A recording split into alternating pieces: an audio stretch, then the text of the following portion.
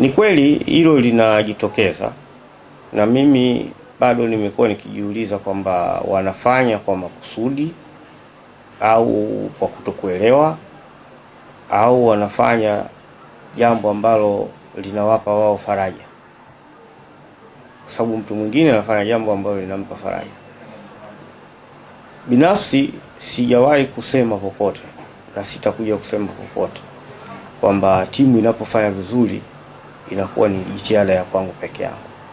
Najua tuna wenzangu ambao tunashirikiana kuhakikisha timu inafanya vizuri, lakini kwa ulimwengu wa leo kwenye mitandao huko watu wana interest zao nyingi ambazo wanazibeba, na ndio wao ambao wana mobilize watu aidha wanitukane au waseme vibaya pale timu inapofanya vibaya. Timu inapofanya vizuri, mimi sio sehemu ya kufanya vizuri huko, jambo ambalo mimi nalikubali.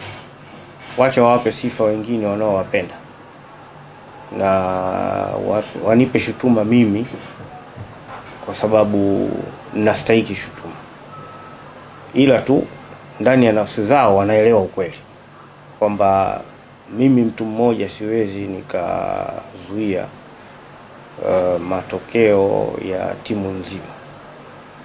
Naanzaje? Kwamba nawaambia management, nawaambia benchi la ufundi, au nawaambia wachezaji ili wasifanye vizuri, au wanafanya nini? Mimi sifanyi kazi ya Simba kila siku. Hilo ni jambo ambalo watu wengi hawajui, na wengi hawajui structure ya uongozi wa Simba.